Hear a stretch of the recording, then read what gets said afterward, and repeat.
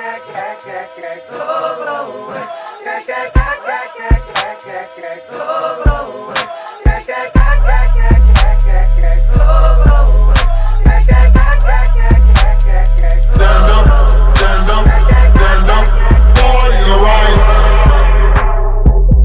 welcome to episode 12 of the Woke-ish podcast. This is Ebony. And this is Zalma. And this week we are discussing compassion fatigue. Yeah.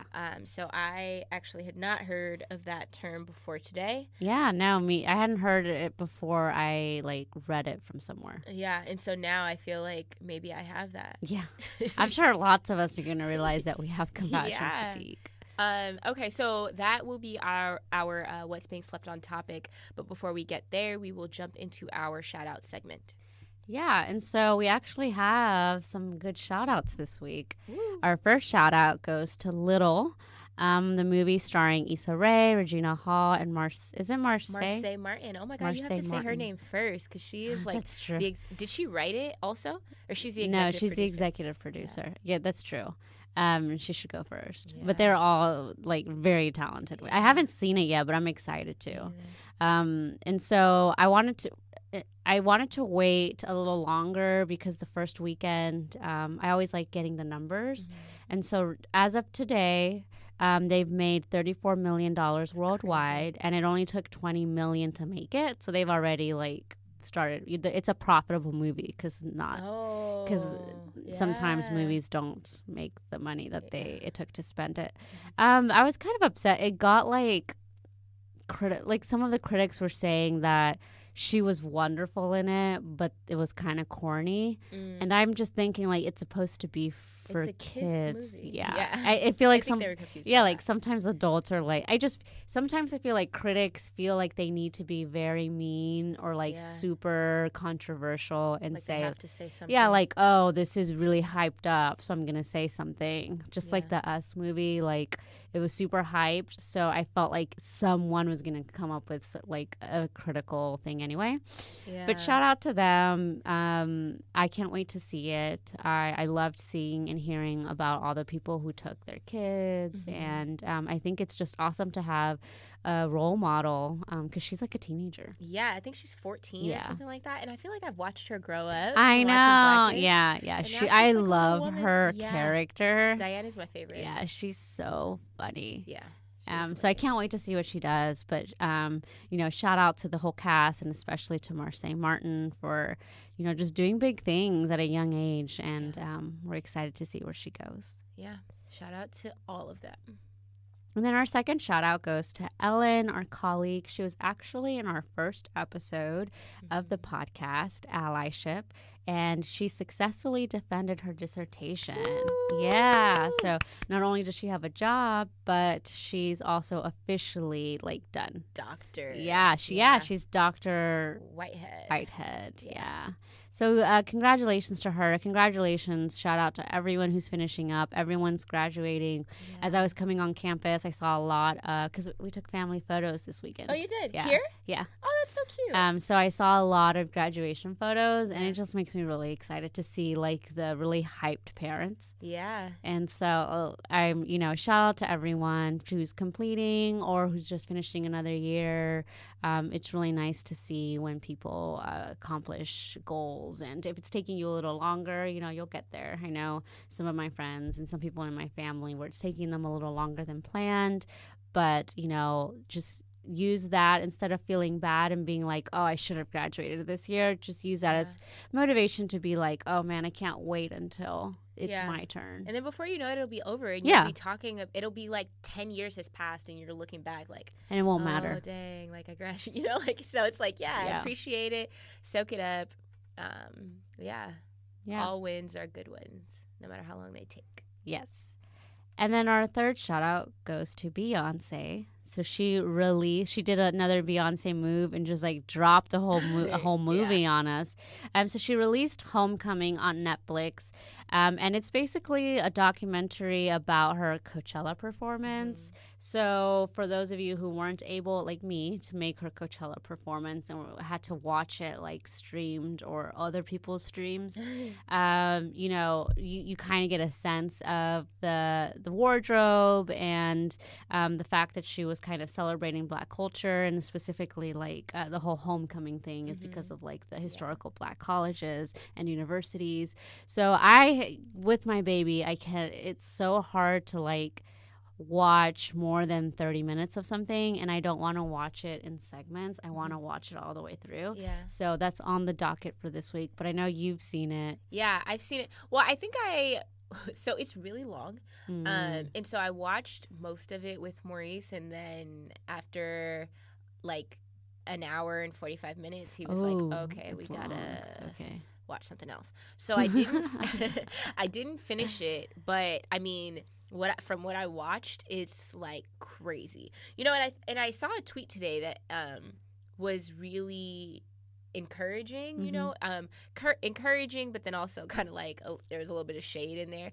Like it was like, there are tons of people that are, that complain about how few sales their business has gotten, or like just, the delayed gratification kind of thing. And he was saying Beyonce performed for almost 9 months for a 2-hour performance. So for those of us that think that things should, be moving faster along, or that, we've put in so much work and blah, blah, blah, it's like, this was a woman who literally gave birth to twins and then jumped up and performed for almost a year, or like practiced for almost a year for a performance. It's it's crazy to think about how much choreography went into that. And her like remembering and then not just her, but like everyone involved. And then it just came together like so. I mean, I was gonna say effortlessly, but it definitely wasn't effortless. It's crazy, and the way that she talks about it, and just, I mean, the emotional sacrifices that she made, being so like distant from her kids, that like and the two that she just had. And she was talking about how, having like at the time like a 4 or 5 year old, and then you also have these new twins, like 4 or 5 year old already feels like they've lost a little bit of their mom because there's new kids, but then also you're training for all this time. So it, she kind of hinted at the fact that it may have been a little bit hard for Blue, but then she was bringing Blue on set. I saw some. And then I saw like clips from her talking about like her diet, and I was just like, it was nothing. I was like, I just can't. It was literally like vegetables.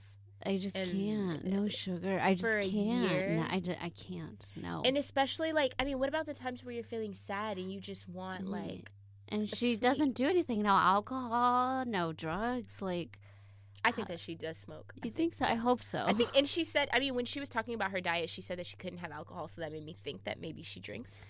But then in a lot of her songs, she talks about smoking. Maybe it's not. I mean, I've seen pictures where she's like holding a cocktail. Like rare pictures, but so that makes me believe like she drinks. Yeah, but could be a virgin.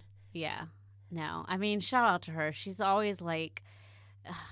It was crazy. Always finds a way to keep inspiring and to keep, and to do a documentary about this show that was already so great. Yeah, it's like look how hard I worked. And it's nice to see, to be like, okay, I like when people show us the behind the scenes of this was really hard. This is how much sacrifice I have to give for you to see that, so that I could be like, okay, it's not just me that feels like, why am I giving so much for something that is like 20 pages where it's like, oh well, she is giving so much for like 2 hours. I feel like she I feel like her, if there are no other fans that appreciate hard work, I feel like the Beehive does. Because looking at the audience, like there were people crying. Like it was like this just made their entire life, like her up there dancing.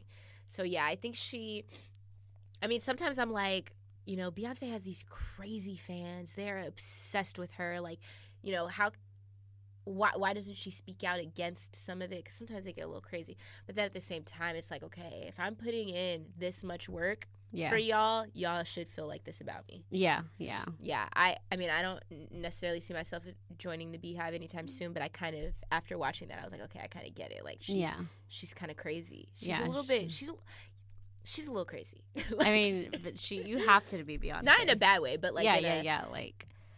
So you haven't watched any of it, right? No, okay. No, I haven't. Once you watch it, I want to know what there's one scene where, and once you see it, you'll know what I'm talking about, but there's a scene where, she's sitting next to Jay-Z and she's talking about how she's I think she's talking to the choreographers or whatever, or like all the dancers, and just saying how like it's not translating on screen. Like it looks good in person, but then on screen it just kind of falls flat. And like she's just going in, and like you can tell how, I don't remember the name of this song, but I know he has like a couple songs actually where he's rapping about how hard of a worker she is, and how like she cares more about her work than she does him. And like you could kind of see it in that scene. Like he's just kind of looking like, okay, it looks like he wants to be like, bring it down a couple notches, but he doesn't say anything. He just sits there. She's just going, just like critique after critique after critique, and then she just gets up and walks away. Yeah. Ooh, I can't wait to see it. Yeah, and he's like, okay, I guess I'll go now then. Ooh, I want to see all these emotions from Beyonce. It's intense. Yeah. Well, I can't wait. So by next episode, okay, my goal is to watch it. That way I can share with everyone my emotions about it. Yeah, we can talk about it. Okay. And so our last shout out goes to the Extinction Rebellion. So on Monday, which was also Earth Day, activists from the Extinction Rebellion climbed and super glued themselves to the giant globe display outside of Universal Studios Hollywood. And so I was trying to figure out how I could describe this globe, but I want to say it's chrome, but it's giant. Like it's like, it's like 20 feet. Probably. I mean, it's like in all the commercials and stuff. Oh, okay. Yeah. So so that globe, it's like recognizable about the. Okay. It's Universal Studios? Yeah. So they climbed up there, they super glued themselves to it. And it moves, right? Or does it? I don't know. I don't think so. But there's a fountain around it. Okay. So they super glued themselves up there, and firefighters had to come and quote unquote safely get them down. But their demand was that NBC report the full scale of the climate crisis. They also threw red dye into the fountain, apparently. And that, like, I mean, obviously, like, the news doesn't really report very much on climate change. Yeah. And so a lot of the, like, really intense stuff, like the really small, like, malnourished animals and stuff, like, you see a lot of that on Instagram and, like, other social media platforms. But the news doesn't really report on it, and you hear about like all the ice caps that are melting, all the polar bears that are starving. And so that was essentially their demand, that like the news stop lying, which I don't necessarily see that happening. But I appreciated their effort about everything. Yeah, I mean, climate change is just one of those things where it's just like it's inevitable. There's no way that's not gonna fuck us, and we're just. Yeah, I guess. And it's like all like the older people who are like, well, in 20 years, I'm not going to be here. So and that's exactly not my why problem. I hope they invent something that keeps them alive for 50 years. No, you want an alive. Ooh, should I? No, I don't want to say. It's like the Secret Service is going to like come after me. But there are some people who shouldn't extend their life more than the average lifespan. Yeah, that should already be gone. Yes. Like, you've already overstayed your welcome. I mean, so shout out to them and their effort. I appreciate seeing things like that. And I wonder what happened to them. I wanted to know if they got probably, like, arrested. Yeah, I'm sure. Or, like, what would they get? Is that like trespassing? It's public. Oh. So they weren't inside the park. There's like it's called City Walk. Maybe like destruction of property for the dye. And then they'll probably do the super glue. I wonder if they like made them take off their pants or something to like, how do you unsuper glue I don't know. someone? They've had to have thought about that though. Yeah. Imagine they had like a super glue melter with them just in case nobody ever came. Okay, so that wraps up our shout out segment, and now we will jump into our In the Know segment. extra, extra, read all about it. Okay, so now for our In the Know segment. Yes. And so our first story is about a story that's been, reported on the news outlets in addition to social media. But so there was an instance of police brutality in Broward County, which is in Florida. Every week there is. Yeah, I know. And this was another instance where it was caught on tape where... Oh, this is those boys? Yes. Oh, yeah. So, a South Florida sheriff's office has been placed on administrative leave. Mm-hmm. So, I think that means he's still paid. Yeah. After a video appeared to show two officers kind of like manhandling some boys.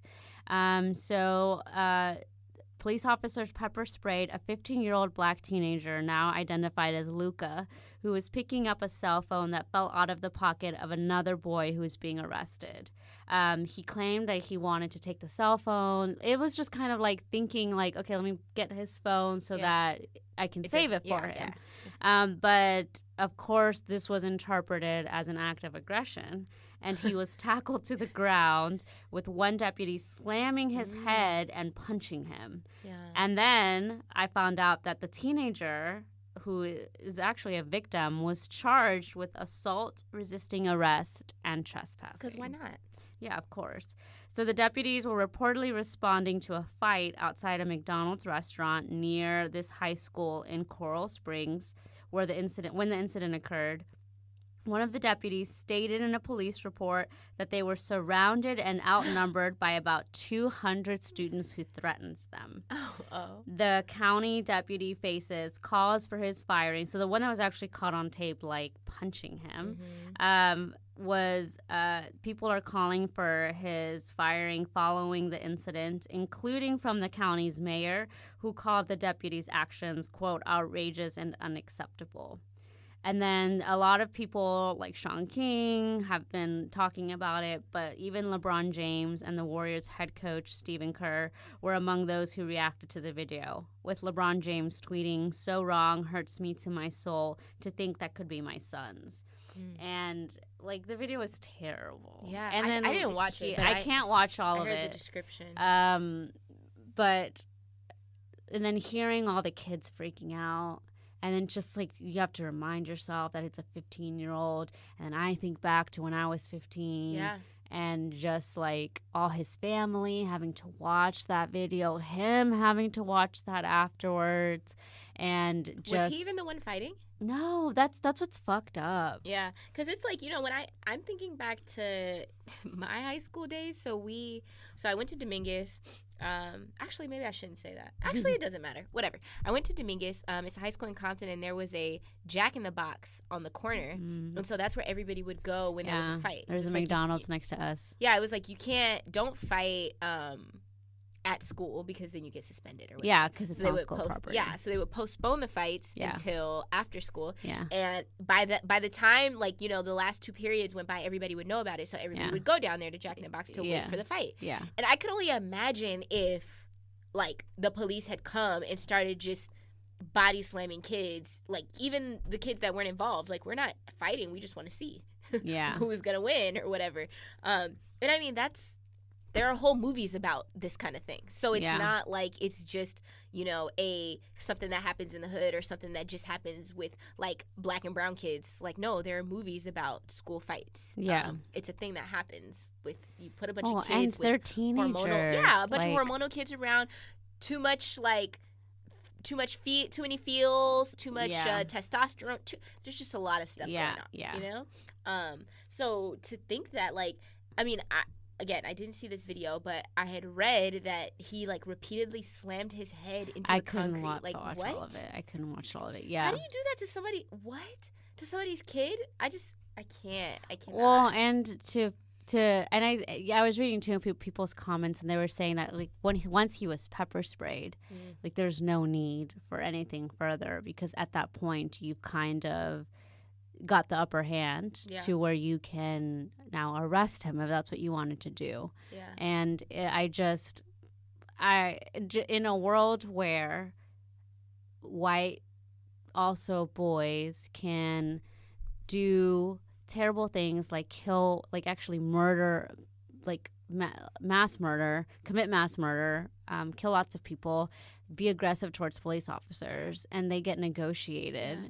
To, and that's a fact. Like, yeah. It's not like we're yeah, like, no, we're pulling examples. Yeah, yeah, that like we of have actual, seen, that we have heard about, like the Waffle House shooter, or like the Dylan guy that we just Rue. reported on last week that had like Yes. his gun and Yes. walking through the train station Yes. with body armor, like, yeah. and got arrested and went to jail. You know, Yeah. he wasn't like, it's not like they body slammed him. They Yes. didn't bang his head into the ground. Like, Yeah.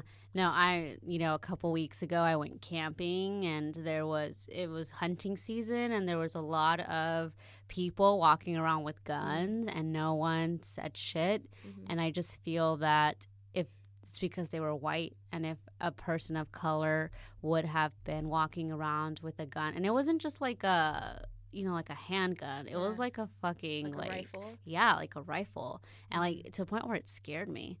And I just think that these boys weren't even armed, and they were seen as aggressive. And I think in one of the comments they pointed out that there was like a court case where that's what sets the precedent. Like that's why police officers always say, I feared for my safety, because that's the key word that makes it okay. Yeah. And so there has to be a court case where we have to say, that's not okay. That's not a good reason to shoot someone or to be aggressive, is because we have to define what is legitimate fear for your life and not make it so vague, because that allows a police officer like this one to be able to say that he was afraid of a 15-year-old boy and who was unarmed, and to be able to react in that way. Yeah. And even if he was afraid, like he didn't have to do so many acts of aggression towards him, because he had been subdued when he got pepper sprayed. And it's like, what was inciting the fear? You know, so are we going to say, because what they should be saying, and what obviously they don't have to because the language is coded, is that even if a black man or boy doesn't have a weapon, their skin is threatening enough. Mm-hmm. Like their skin, the color of their skin incites fear. The color of their skin is what provokes cops to see them as a threat. Yeah. And it comes with all, and ultimately what's at the core of this is stereotypes, right? Yes. So that a white man even with a gun is seen as non-threatening because white men even though we need to change these stereotypes, because white men be shooting shit up. So technically right now the biggest mass murders have been committed by white men. Yeah, and yet the way that stereotypes in the United States operate right now is that a white man is non-threatening. Yes, yes, and especially when it comes to cops. Even though when you see videos of somebody, being pulled over and jumping out of their car and walking to the cop's car and asking, well, what did I do? Why are you pulling me over? Like, this isn't right. I didn't break the law. Explain to me how I broke the law. Those are white folks. Like, you see a black person get pulled over, they're shaking in their boots because they don't know how this could escalate. Yeah. And not that they would be the ones to escalate it. Yeah. And so, if you can't, because this is the second week in a row that we have reported on a 15-year-old black teenager being assaulted by cops. Last week it was a 15-year-old girl at school. Yeah. And now it's 15-year-old boys. And it's like, Yeah. And I know people are like, oh, well, this is just one example. And what I try to tell people is this is one example that you see. Yeah. But for every example you see, there are so many that you don't see. And in my middle school, our cop manhandled people, and he was a black cop too. And my school was majority minority, so it was mostly brown and black kids, mostly brown because I went to a mostly Latino school.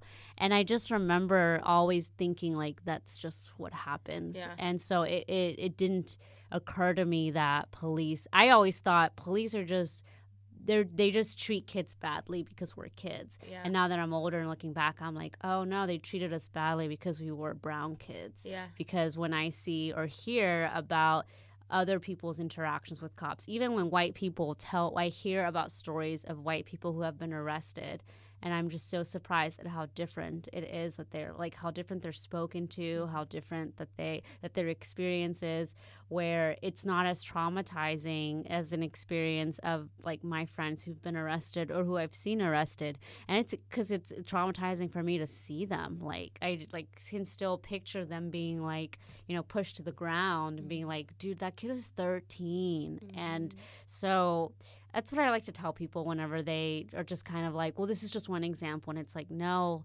And like, yes, social media allows us to be able to just like make these things go viral. But I think that that's important because for people who are shocked and say, well, this is just an outlier, this doesn't happen. It's like, maybe it doesn't happen in your life and your sphere. And you have to ask yourself why. And it mostly might be because of your race, because I feel like this is very, very I don't think that people of color are as surprised to see this.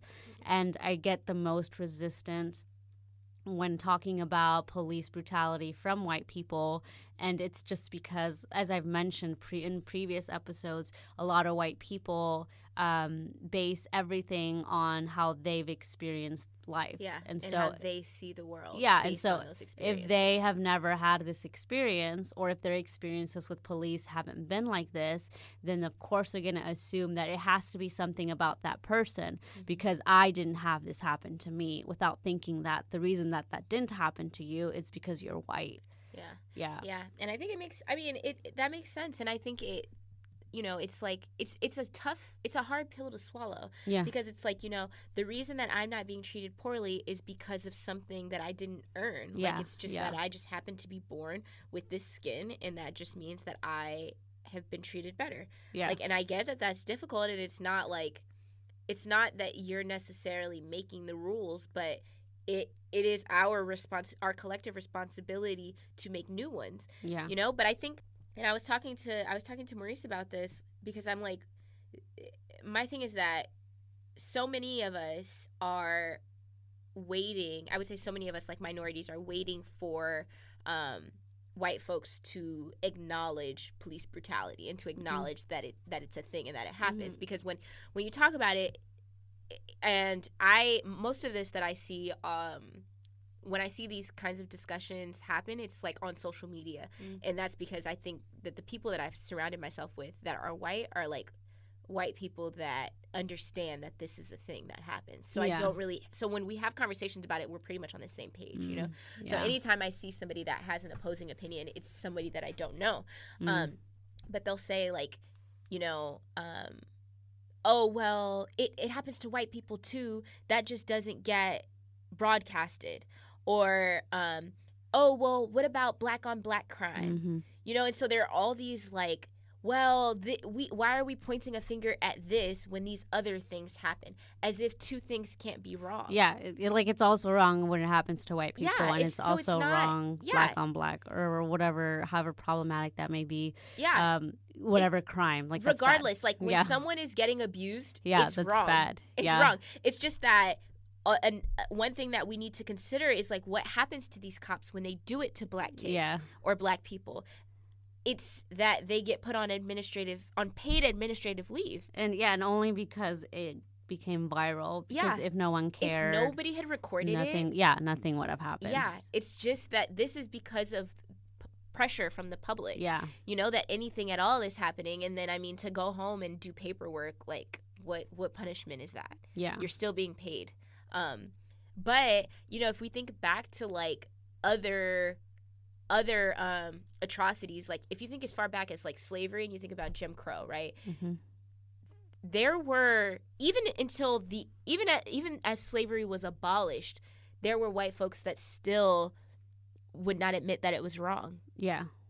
Even with Jim Crow, there are people that were watching it on TV, watching, you know, this brutality, watching people be lynched, watching dogs be sicked on people and water hoses be sprayed at people, and still didn't think it was wrong.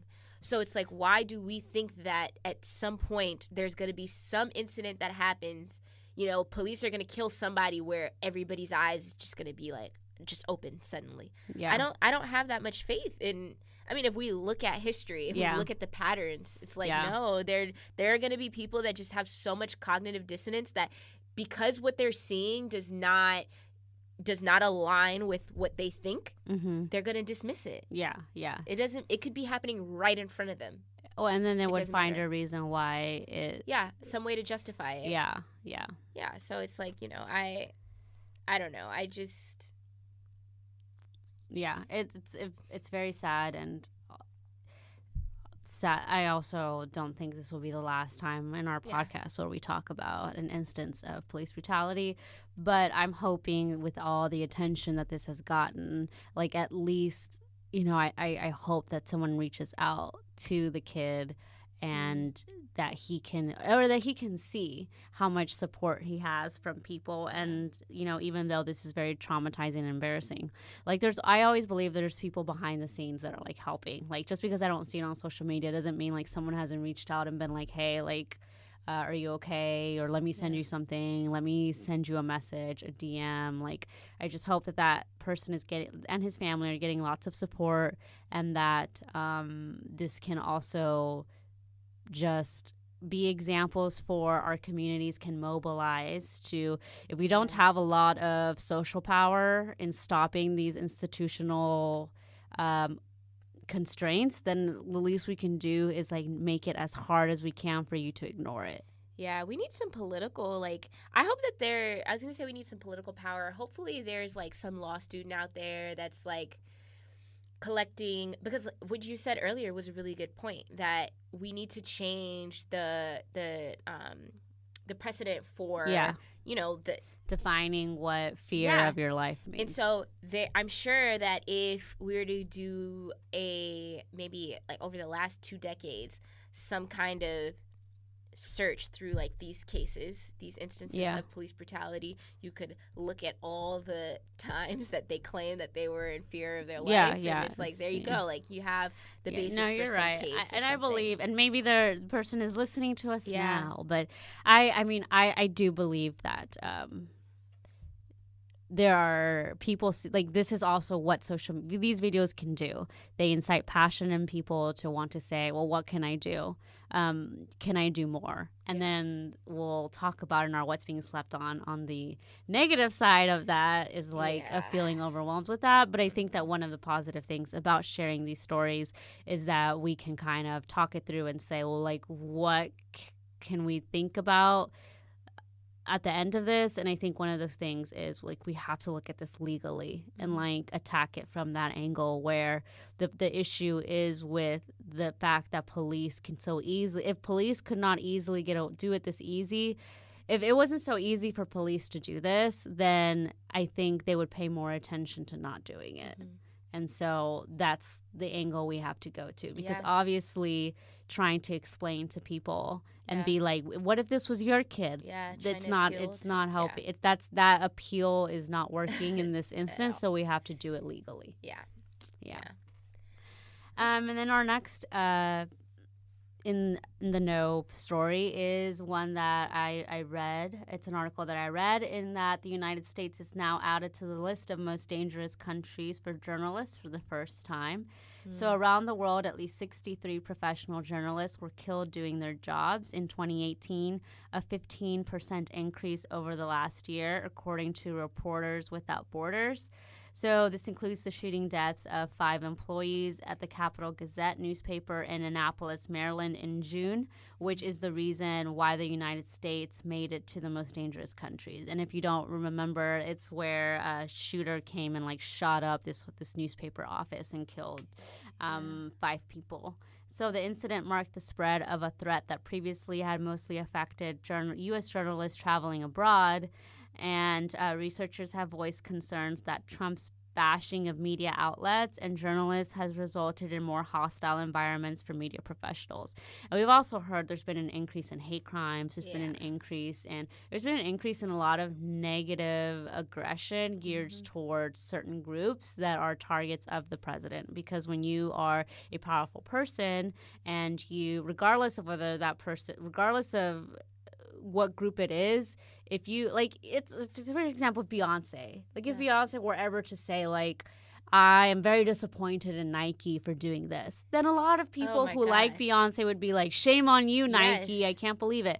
So I'm just trying to kind of, a lot of people instantly go on the defense when we bring up Trump. So I'm trying to bring it to someone else. Or if like LeBron James or someone else or Tom Brady, was like very disappointed in Budweiser for using this to that, a lot of people would be like, oh, I like Tom Brady. Let me not like Budweiser. Exactly. So the same logic kind of applies to a powerful political person. If this powerful political person is telling you that journalists are bad, that they lie, that they are attacking him, news. Then a lot of people who are like, oh, well, this person who I really like and follow is telling me that this group of people are bad, then they must be bad. And so I think that it's really sad that now we're seeing that, a country that was found so much is emphasized on the First Amendment and freedom of press and freedom of speech. And now we're one of those countries where it's dangerous to be able to voice your opinion. And so I think that this is definitely a turning point for the United States and obviously linked to the administration's targeting of journalists who disagree with all his lies, because journalism is about telling the truth. And when you do nothing, when you can't stop lying and people call you out on it, then obviously you're going to be mad at those people. So very unfortunate. I mean, I'm from Mexico, and this is super common. My granddad was a journalist, and when one of the things that my mom had told me about doing a podcast and being vocal on social media is she would always, she told me that it scared her because in Mexico, people disappeared for doing what I do here. And so it's sad that now I'm in a country where the same, it's not as bad, but it's like we're on the list with Mexico. And so a lot of people, are very high and mighty about the U.S. being so much better than so many other countries. And it's like, well, now we're one of those countries where we have to share the stage with other countries that are violent that we kind of look down on sometimes. Yeah. I mean, I've been hearing a lot of activists and kind of, I guess, social media journalists, I don't know what to call them, but have been turning up dead a lot, pretty frequently lately. And so killed themselves mysteriously. Yeah. And so, I mean, it's so interesting to me that so many conservatives, they clutch the Constitution like the Bible, but they are willing to see the First Amendment threatened. Yeah. But not that Second Amendment. Can't touch that one. Can't touch that with a 6-foot pole. But, when it comes to quote unquote liberal voices, that's so threatening. I need to be able to talk about my religion anywhere I want, but it's okay that people are being threatened for disagreeing with a political figure. Yeah. Agreed. Yeah. So I know that In the Know segment this week is already it's harsh. Horrible. But it kind of, I think is a good example of our What's Being Slept On and why our What's Being Slept On topic of compassion fatigue is so real, because I'm sure by the end of this segment you're going to get a little bit of this fatigue, because it's a lot of stuff. Yeah.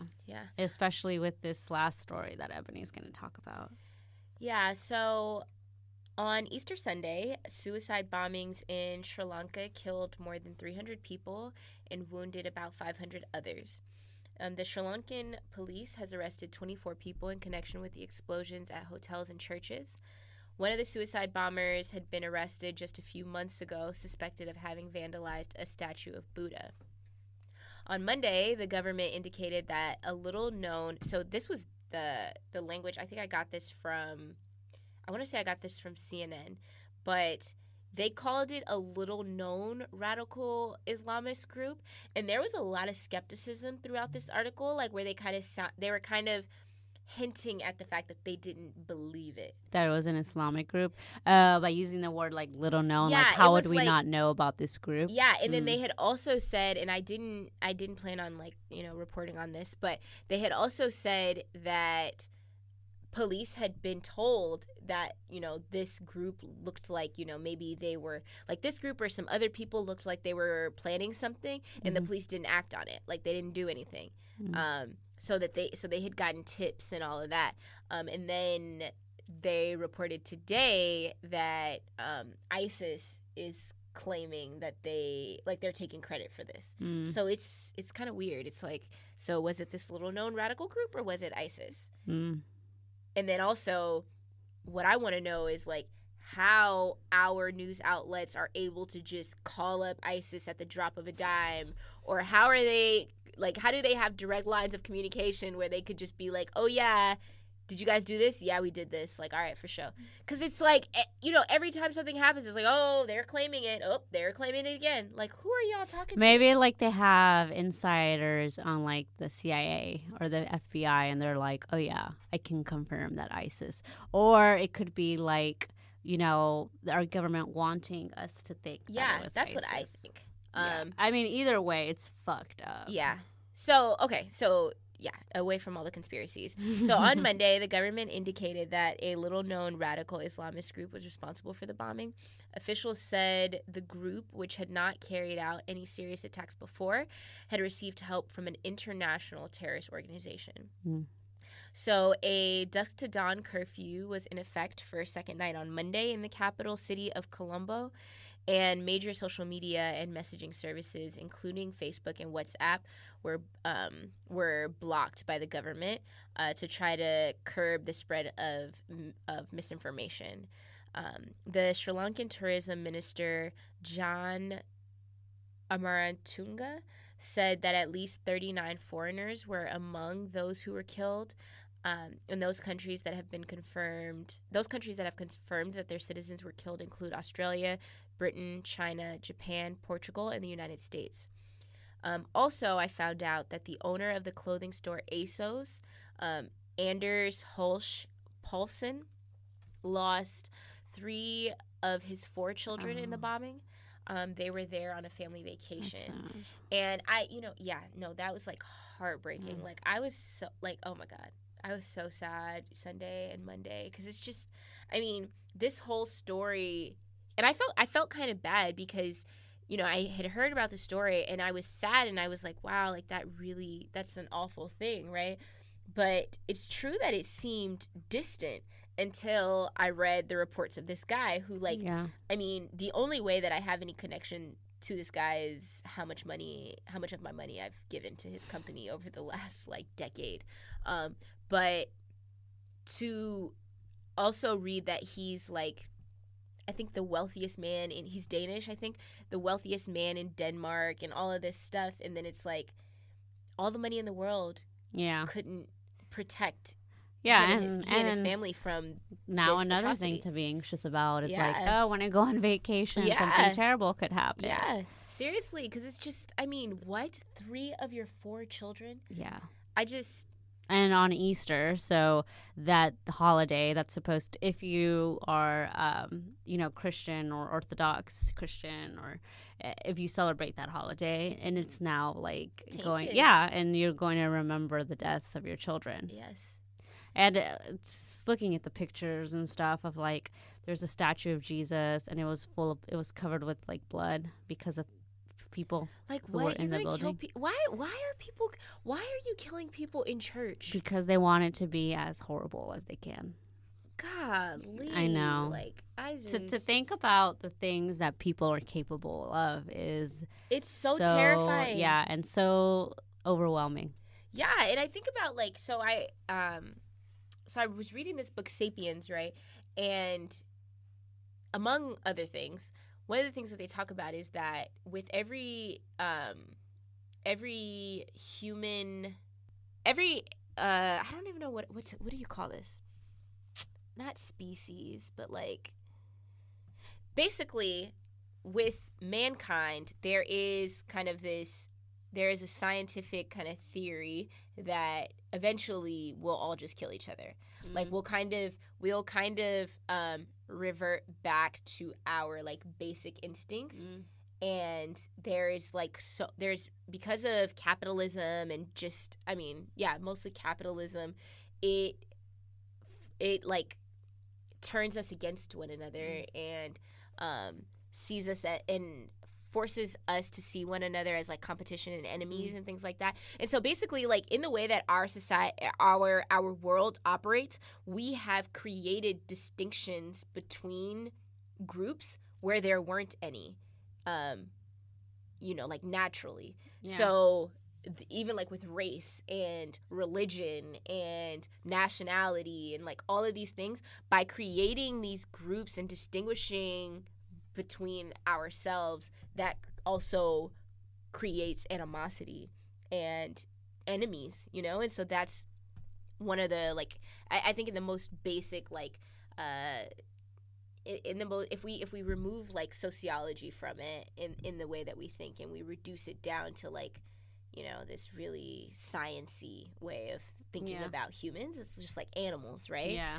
And we have built all of this hatred into our world that didn't need to be there. And so now this is the product. This is the consequence, I should say. Yeah. Okay, so now we are going to hopefully we haven't depressed y'all too much. Yeah. Because we'll bring it back. We're gonna talk about compassion fatigue, and just, I mean, after hearing stuff like this day after day after day after day, and it seems like it's kind of inescapable now. Yeah. Because you might want to just get on Instagram and look at cute pictures of your friends, but a terrible video will pop up, and you can't unsee it. Yeah. So we're going to talk about what that does to you and what we think that will help. Yeah. Okay, so now moving into our What's Being Slept On segment. So I strongly suggest that you wake the fuck up.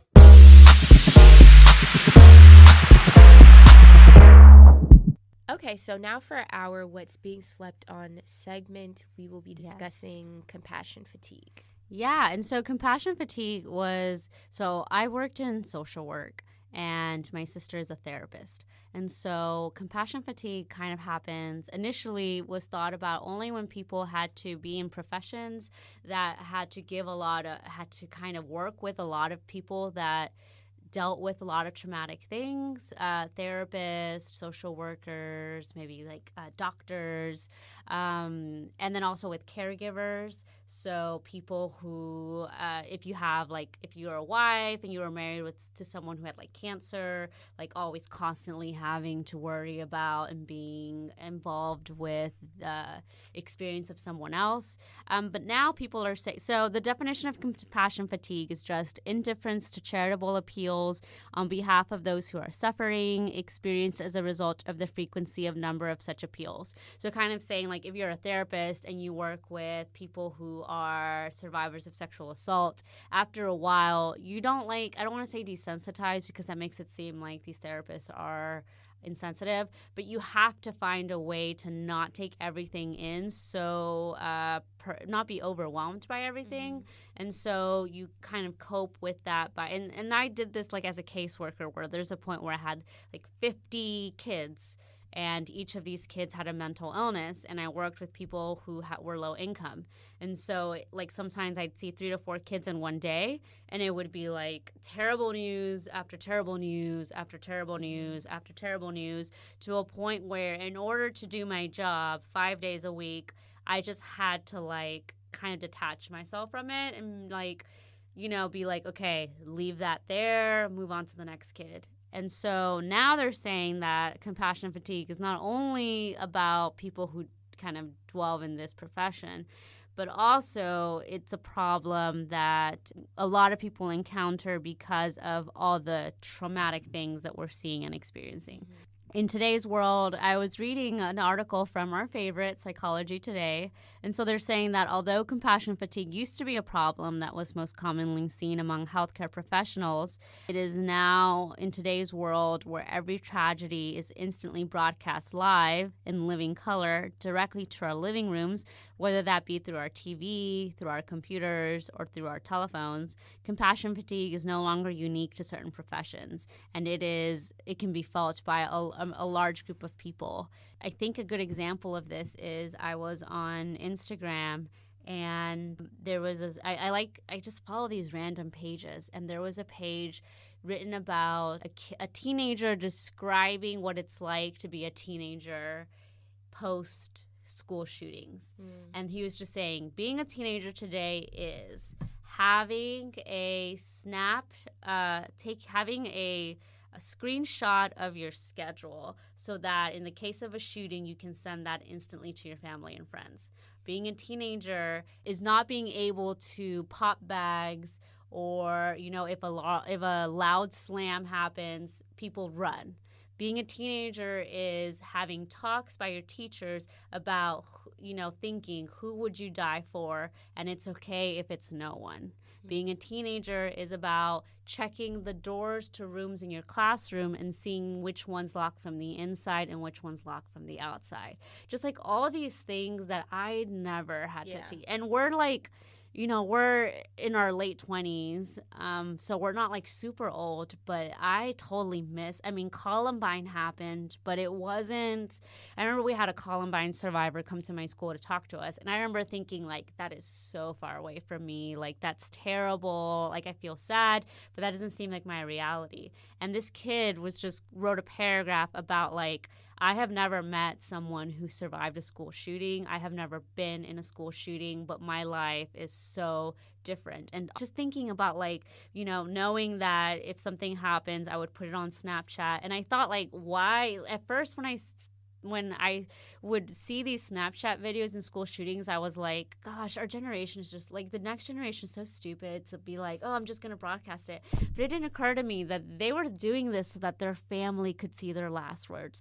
And this kid was like, being a teenager now is having something already saved in your email drafts, like a goodbye letter to your family so you can send that to them. Crazy. And it's like, they are already thinking ahead of, like, what could happen to them, and this hasn't even happened to them. And so I'm just thinking, like, and in me reading that made me feel so sad about all the kids now, and then about my kid. I had to put my phone away. That's what I'm thinking about, how, and like Ebony was saying, I went on Instagram to look at reality TV stuff, memes about reality TV, because I missed, like, the third part of Real Housewives of Atlanta. So I was like, let me watch the highlights. And that popped up, and I was like, oh my God. Instagram was originally a break from the news. I don't watch the news anymore because it got so terrible. My work is about, my dissertation is about listening to people talk about, like, what it's like to experience acts of violence. And so this one space that this is going to, you know, fun, turned out to be really overwhelming. And so, and I know, like, that's just one experience for me, but I'm sure that you guys, and like you, Ebony, can think about times where you've unintentionally been exposed to something that just was so overwhelming and made you be like, gosh, our country and our society is so scary. Yeah. It's while you were talking, I was just like, you know, I've been saying this a lot lately, that, like, no place is safe. Yeah. But to think about these kids at school and to have to be afraid of, you know, because, okay, so, like, if you grow up in a community like I did, the idea of being shot is not something that, you know, is an abnormal thought for teenagers. Like, it's not, you know, it's like, yeah, like, people get shot. But you think about you don't think that that's going to happen at school. Yeah. I mean, also we had like metal detectors, but still, that's neither here nor there. It's like, and then also there was an idea that if you stayed out the way for the most part, you could be okay. Yeah, like if someone was gonna shoot you because they like you did something. Yeah, or like you were too close to someone who did. And so as long as you just made sure that those weren't your friends, then you were kind of okay. Like if you don't go to a party in your city. So like I never went to parties in Compton. Well, I probably went to a couple, but I was not allowed to do that. I wasn't allowed to do that. And so you just don't go to parties in certain places. You try to keep yourself safe, and then typically you are. But now it's like and that is the growing up in the hood experience. So for these other kids that are going to schools that are in middle, upper middle class neighborhoods, and they're having this fear of being shot and killed, like that blows my mind. Yeah. Because for someone like me, living in a neighborhood like that or being able to send your kids to school in a neighborhood like that is making it. You know, like that's what you strive for, is that you want this experience of safety for your kids. And so while you're talking, I've been hearing about school shootings, but to have a kid explain it that way, I'm like, oh, shoot, like this is not what growing up, this is not what I thought it would be. Like, we thought that you go to these neighborhoods to escape potential, like the threat of violence for your kids. Yeah. To provide a quote unquote like a better life, you know? Yeah. And it's like, no, those are the areas where, like, low key, you need to avoid those areas, because at least like there's something predictable about, you know, what you know. Like there's something sort of kind of predictable about gang violence. Yeah. When you know it. But, like, now, when you think about all the places where people are getting killed. Yeah, movies, church, this is school. This is too much. I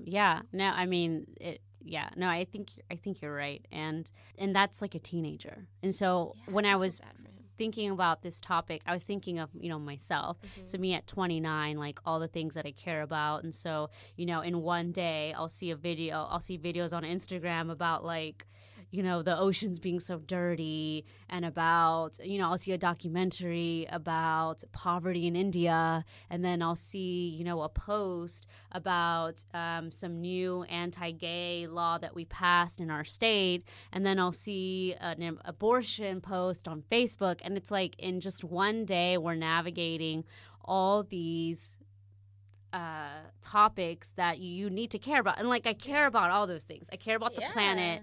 I have opinions about abortion. I care about climate change. I care about violence. I care about the LGBTQ community. But it gets so overwhelming sometimes to care about all those things that I just get to the point where I'm like, I am so immobilized with anxiety and sadness and just this overwhelming fear of there's just nothing that's really going to change it. And so that's why, in thinking about compassion fatigue, I shared a snap with Ebony about like, what compassion fatigue can make you feel, which we're going to go into in our next point. But Ebony and I were realizing that we think that we have this. Yeah, but I was saying, I guess because what you were just suggesting right now is that compassion fatigue, or that the same sorts of things that contribute to compassion fatigue are also the same sorts of things that contribute to anxiety. Yeah. And so it's like, after a while, these things kind of all blur together, and it's like, okay, so do I have depression, anxiety, or compassion fatigue, or all of them? And like, how do you begin to escape any of that or heal any of it when things only seem like they're gonna get worse, or they're only getting worse? Like, we think about this impending doom of like the world's ending, but it's like, no, I feel like we're there. We're kind of like, this is the slow clap kind of, sort of, the build up. Yeah, and I think, for people from the younger cohorts like us, where we grew up with the internet and with social media, I think a lot of times the world that our grandparents and our parents lived in were much smaller, in the terms that you only knew about things that were happening to people you knew or close proximity. Whereas people with like us who are exposed to, we get information about what's happening on the other side of the world in like 5 seconds. Or, you know, we saw this video about the kid in Florida, and we don't live in Florida, and I don't know this kid, but I just don't know why people continue to live in Florida. And so it's like social media with its plus and the internet of being able to give us information at the, you know, in seconds, also gives us very negative, you know, it brings trauma and traumatizing events to our lives in ways that sometimes can't always be filtered out. And so I think that this is particularly how, for me, my compassion fatigue comes from the fact that I'm bombarded with all these negative things that happen in our world. Even in preparing for this episode, like having to, you know, look for topics and read about them and being like, oh gosh, like we just talked about 3 things today in our In the Know, and it was very overwhelming. And it wasn't even it. Yeah, that and then wasn't yeah, even all and the bad stuff. and Like, there yeah, were some and things like that we said. yeah, that we were, you know, I was debating about whether to talk about the suicide of the 15-year-old boy, the gay black boy. It's being circulated that the reason that he committed suicide was because of his sexual identity. And my dissertation is about the LGBTQ community, and I like ask people about their experiences, and I hear some terrible shit, and it's been so overwhelming to do that I just couldn't bring myself to talk about that story without, I think, getting super emotional and crying. Maybe I talked to Ebony, and I was like, Ebony, I just don't think I can talk about this story. Yeah, I've seen his face all yeah, day today. And it's not because we want our viewers or listeners to know. It's not because we don't care about him, but it's just because, like, for the self-care for me is I have to max out the amount of pain because I'm a person that, the type of person that I am is the type of person who was a social worker. So I seek out, you know, the pain of others to try to help them. Like, I want to make you feel less pain. I want to help you. But in doing that, I'm exposing myself to much more pain than the additional pain that I already feel growing up in poverty and growing up with the background that I did, where there was a lot of domestic violence in my family. And so there are just points in my life where I'm like, whoa, I'm 29, but I don't feel 29. I feel like I've experienced like so much through me, but through other people, and now through social media. And so I came in thinking about compassion fatigue. I came across this point that said caring too much can hurt. When people focus on others without practicing self-care, destructive behaviors can surface. And so you don't have to be a social worker. You don't have to be a therapist. You can just be someone who saw a video of a 15-year-old boy getting like physically abused by a police officer and being moved to like anger, sadness, and just like a mixture of both. And then being like, well, what am I going to do to make myself feel better? Because what I just saw like made me just changed my whole day to a point where I don't want to think about I don't want to feel what I'm feeling right now. And so as a result, a lot of people can, you know, cope in negative ways because it's easier to cope in negative ways sometimes than it is in positive ways. And so we wanted to just kind of walk through some of the symptoms of what it feels like to have compassion fatigue. Yeah. So feeling burdened by the suffering of others, blaming others for their suffering, isolating yourself, loss of pleasure in life, difficulty concentrating, insomnia, physical and mental fatigue, bottling up your emotions, increased nightmares, feelings of hopelessness or powerlessness, frequent complaining about your work or your life, overeating, excessive use of drugs or alcohol, poor self-care, beginning to receive a lot of complaints about your work or attitude, denial. So when Zelma sent me this, I was like, because again, I had never heard of compassion fatigue. I think I had heard this before, kind of framed as like numbness. And so we did an episode on numbness last season. And so that was the way that I had kind of thought about what is being framed as compassion fatigue. But I think that this is it appeals a little bit more to like your like ethos, you know, because it's not, oh, all of these things are happening, so I'm going to shut it up. I'm going to shut off my feelings. Yeah. It's like all of these things are happening and I can't stop feeling. Yeah. And so because I'm feeling and I can't, and, you know, because, again, when she sent me this, I was like, oh, I think I have, like, about 90% of these symptoms, you know? And and a lot of them had kind of just emerged recently, and I didn't know where some of the symptoms were coming from. Like, I kind of just blame my anxiety for everything. Yeah. But I think that this explains so much.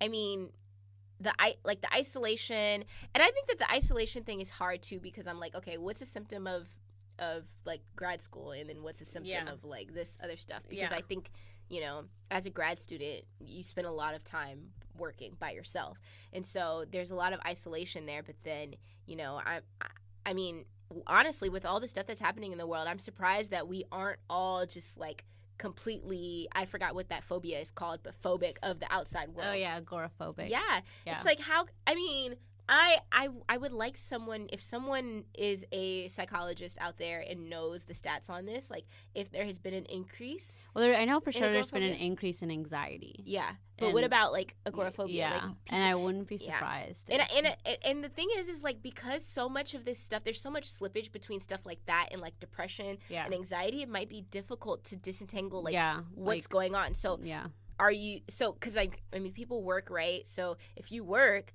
you have to go outside. You may have to interact with people. But then if your free time, if you're choosing to spend most of your free time by yourself, then, you know, that could be a milder version of that. Yeah, no, for sure. Or working within like the constraints that you know, like within the constraints of your lifestyle. Like you have to go outside, but then your weekends and your nights are spent by yourself inside, and it could be because of some fear or anxiety about the outside world.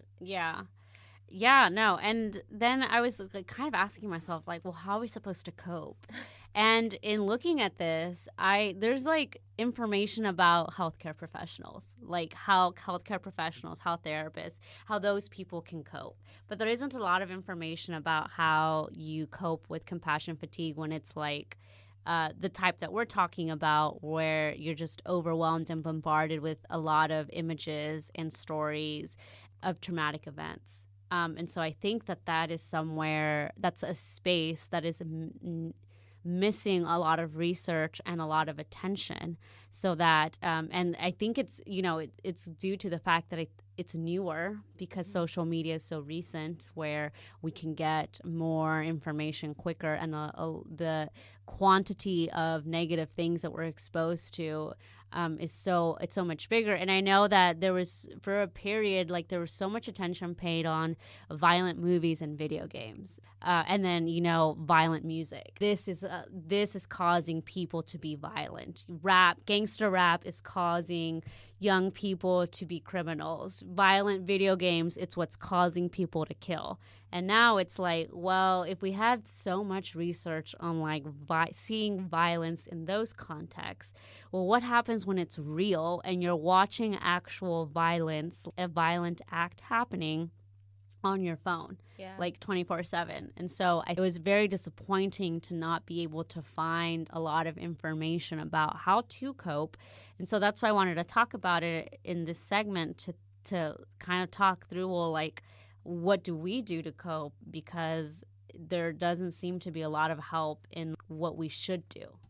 Yeah, and I think this is hard too for people, because I feel like there are certain, so if you're like someone like me and someone like Zelma, who, you know, you want to be informed about these kinds of things, and you want to feel like you care about people, and you want to care about, you know, these situations. So, because I could see one coping strategy being like, okay, you know, try to minimize how much exposure you give yourself to social media.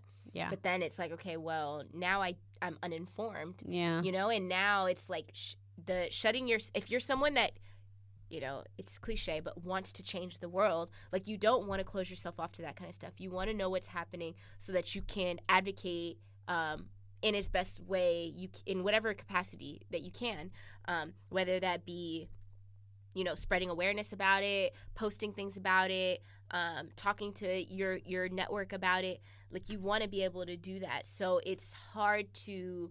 Now, I would say, like you, like, I don't watch the news because it's just, story after. It sounds like our In the Know segment. Yeah, it's only negative things. Yeah. And so on social media, there's a little bit more balance because you follow your friends and stuff like that. Yeah.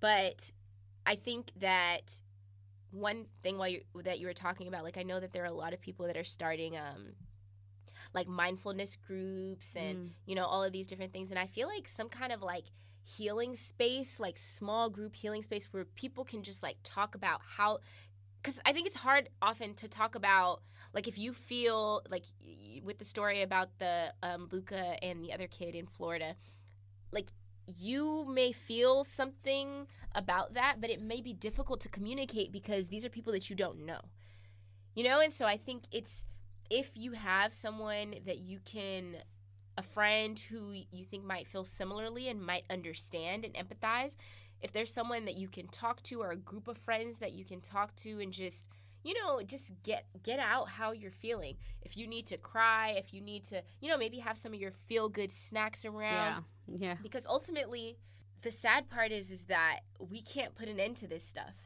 Yeah. And it's so going to keep happening. It's going to keep happening. And if you are someone that, for whatever reason, wants to know about what's happening and wants to be informed, then it's like, there isn't a whole bunch in between that you can do other than naming what it is that you're feeling, being true to yourself about what it is, knowing that it's okay to feel that, and maybe having a support person or a support group with you to talk about those things with and share your feelings. And I think that the most important thing with this topic is like to educate people, like, because we educated ourselves on this, but to kind of let you guys know that there's this thing that happens when you listen to and watch too much negative shit. And so I think even with our podcast, we try to, like, alternate between really serious, harsh stuff, which is why we have our shout out segment to begin with. But even with our topics, we try to make them like, we talk about relationships, we talk about coping, about anxiety, but then we also talk about racism and sexism. And so I think that if you should definitely have that podcast that is just nothing but funny or light stuff, or pop culture, reality TV. Like, you need to have a space or something to kind of like a cleanser. And so for me, that's reality TV, because it's like hilarious to watch. To watch like I watch The Housewives because it's hilarious to me to watch grown women fight about, particularly I watch The Real Housewives of Beverly Hills, a bunch of rich white women, and the whole thing, the biggest scandal of the whole season is that one woman adopted a puppy and then gave it back. Oh. And it was, it's bad, but it was like the amount, they call it Puppygate. Because like Watergate, but the amount of like the whole season, it was just like, oh my gosh, and she talked behind your back and said that you were terrible for doing that, and she's actually mad at you, and then someone like told the tabloids that she did it. It was like hilarious. So like in watching those episodes, I'm like, I think about nothing. I think about these women and I laugh at them, and then it helps me be like, okay, like at least for 45 minutes, I didn't think about the terrible things that are happening. Because whether you listen to or not, terrible things will happen. And just because you take an hour break doesn't mean that you could have prevented terrible things from happening. And I think that in the long run, if you listen to this podcast, obviously you're interested in current events and social topics. But like Ebony said, like, we are both the type of people who want to make an impact in this world, and we can't do that if we are so overwhelmed with everything that we're immobilized in just like pools of depressed tears. And so in your social media, if you have tried to balance it, so like that's what I started doing. And there's this page that I follow where they have two pages. One is their like political page, and then they tell you to follow their other page, which is just pictures of puppies. And so they kind of remind you and they say, don't forget to check out this, our other page, and it's pictures of puppies, and you go there and you watch puppy videos. So if you don't follow, and I know like some people are like, I'm not going to follow like stupid like videos on like viral videos of people doing nothing. Follow comedians. Follow like, but every once in a while, like the Shade Room. Like you need something that is just going to allow you to like just not focus so much on like the terrible stuff that can happen, because there are terrible things happening in this world, and like it just seems that every year it gets worse and worse. But I just think that it's because we're just paying attention more, and when you pay attention more, then you're realizing how terrible it really is. And so for me, the way that I cope and how I would suggest for other people to cope is to balance it out. So I'm not going to be able to control how much negative stuff there is, but what I can control is also exposing myself to more positive things, or more things that are going to distract me and make me laugh and make me not want to just like cry all the time. And that's one way that has been helpful for me this past year or so. And it's okay. Like it's like a mental time out, and it's not selfish, and it's not I think negative. I think it's a form of self-care, and it's really important. Yeah. No, I agree. I used to feel bad like when I watching like if I would go home at night and then watch TV, like I would feel like, oh my God, I'm being so unproductive, like blah blah blah. But it's like, no, it's necessary. Like, to watch a comedy or to watch like some romance like chick flick, or to read a romance novel or some fiction or something, so that you can kind of like suspend your reality. Like just take put a that shit on BuzzFeed pause quiz for a second. about what type of fruit you are, or which friend's character or you are. Pizza. Eat some pizza. And like overeating, yes, but like I get that, but like literally, like food makes you feel good. Sugar makes you feel good, and I'm not gonna stop eating sugar. Like if I feel bad, I'm gonna eat a cupcake. Beyonce. Yeah, a cupcake makes me feel good, and I'll worry about it. I'll work it out later. Yeah. But I'm one of those people that's like, if you're really having a hard day, like a fucking cookie makes you feel really good. So go, go for it. Cause like one of the things was loss of pleasure. Like do things that please you. Yeah. Like expose yourself to more things that please you, so that you can accomplish what Selma is saying. Like what Selma is saying about balance. Like balance. I don't know. I think that sometimes we take, maybe what we should be taking away from this is that, life is serious, but don't take it so seriously that you deprive yourself of pleasure. Yeah. Make sure that you're doing that, because ultimately, I mean, think about what really matters. Like if it came down to life and death, like, there are tons of things that we think are important until they aren't. So really push yourself to think about what is actually important in your life. Like, what are your values, and make sure that the things that you find most valuable are the things that you're focusing on. Yeah. So if that means spending time looking at cute videos of dogs, which I do often. Yeah. Keep doing more of that. If that means picking out Follow Will junk Smith. Food. He always has really. He's so positive all the time. Yes. Yeah. Like seriously, like do stuff like, and we're not being funny. We're being like serious. Mm-hmm. Like if you need to pick me up, like social media can be really fucking sad, but it can also like really make you laugh. So watch cute baby videos. Yeah. I love baby videos. Yeah. I love baby videos where there are also dogs. Those are my favorite. Like babies and dogs are my favorite things, and then you put those together, you got me. I could watch those videos for like an hour. So if you have any questions, any feedback, any concerns, please feel free to email us at woke.ishpodcast@gmail.com.